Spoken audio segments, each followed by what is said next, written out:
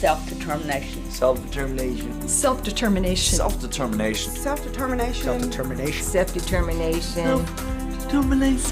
Self-determination. Self-determination. Self-determination. Self-determination. Self-determination. Self-determination. Self-determination is. Self-determination is all about the freedom to choose, and it's all about all men were created equal, and there's no clause under that. There's no asterisk. All men were created equal, asterisk.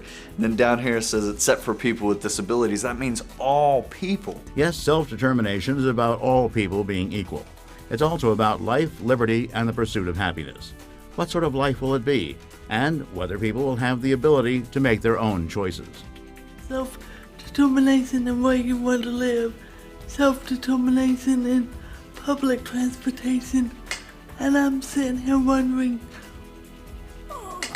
why are we still having to fight for this? We don't want anything special. We just want the right to live life the way that typical people live it. I think there's a lot that we take for granted in our own lives, that we can choose where to live, what kind of community we want to live in. We can choose where to work and when to work and how much to work, within reason. And we can choose who our friends are and what we want to do with our free time. And I think a lot of people with disabilities don't have those choices, or there are barriers in their way. And that's what self-determination is about, is trying to figure out how to have the same rights as everybody else has and the resources to be able to live the life that you want to live. Some approach the issue somewhat tongue-in-cheek, but it is a serious matter. I jokingly say self-determination is getting up in the morning and eating a bowl of cereal. But what I mean by that is it's self-directed services. You manage your own budget.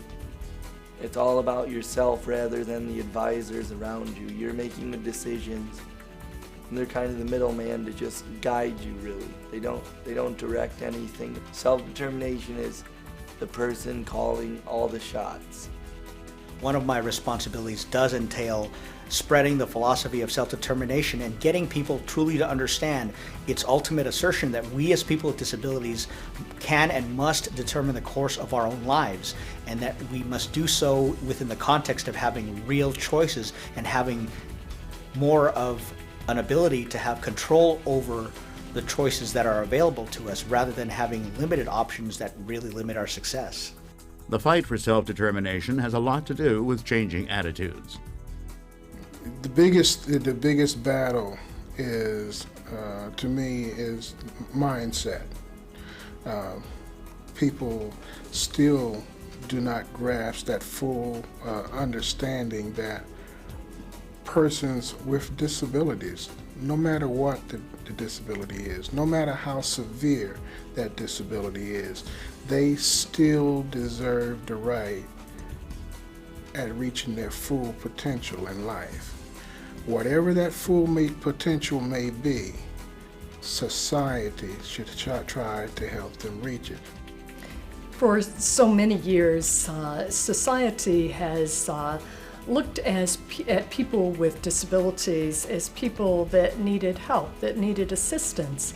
I think we are beginning to understand now that people with disabilities can be, are, must be contributing valued members of our communities, that people with disabilities have as much to offer our communities as any of us have to offer back. And it is that mutual reciprocity, that full citizenship, that I think is the wind underneath the wings of this movement.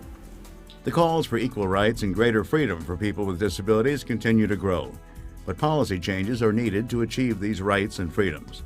Thomas Nearney, a pioneering force for self-determination, sees that government must adopt some new approaches. We're looking at a system, a Medicaid-funded system, that this year will spend, between federal and state dollars, somewhat over $310 billion.